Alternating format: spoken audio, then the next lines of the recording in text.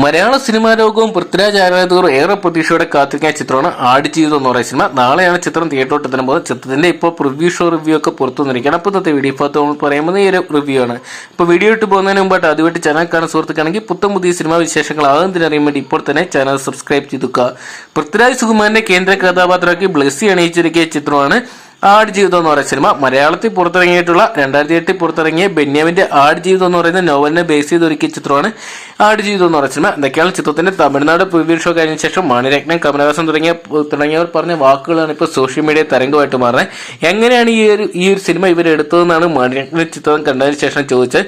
അത് മാത്രമല്ല, നമ്മുടെ കമലഹാസൻ പറഞ്ഞ ഈ സിനിമയ്ക്ക് വേണ്ടി പൃഥ്വി ഇത്ര ദൂരം പോകുമെന്ന് കരുതിയില്ലെന്ന് പറഞ്ഞിരിക്കുന്നു. എന്തൊക്കെയാണ് മലയാള സിനിമ കൂടുതൽ ഉയർച്ചയിലോട്ട് വളരുകയാണെന്നും ഇതിന്റെ ഇന്റർവെൽ ആകുമ്പോൾ നിങ്ങൾ കൂടുതൽ വെള്ളം കുടിക്കും എന്ന് തുടങ്ങി ഒരുപാട് സംഭാഷണങ്ങളാണ് അല്ലെങ്കിൽ ഈ ഒരു സിനിമ കണ്ടതിന് ശേഷം നമ്മുടെ കമലഹാസനും മണിരത്നം അടക്കം വാദത്തോരാതെ സിനിമയെക്കുറിച്ച് പറയുക. എന്തൊക്കെയാണ് ഈ സിനിമ തീർച്ചയായിട്ടും നിങ്ങളെ ഇഷ്ടപ്പെടുത്തുന്നു അല്ലെങ്കിൽ നിങ്ങളെ ആകാംക്ഷഭരിതരാക്കുന്നതാണ് ചിത്രം കണ്ടതിന് ശേഷം ഇവർ പറഞ്ഞിരിക്കുന്ന വാക്കുകൾ. പുറത്തു വരുന്ന റിപ്പോർട്ടുകൾ തന്നെ സത്യമാണെങ്കിൽ ചിത്രം മലയാള സിനിമയുടെ എക്കാലത്തെയും വലിയൊരു വിജയമാകുന്നു ഇതിനോട് തന്നെ ഉറപ്പിച്ചിരിക്കണം. അഡ്വാൻസ് ബുക്കിങ്ങിന് ചിത്രം തരംഗമായിട്ട് മാറുകയാണ്.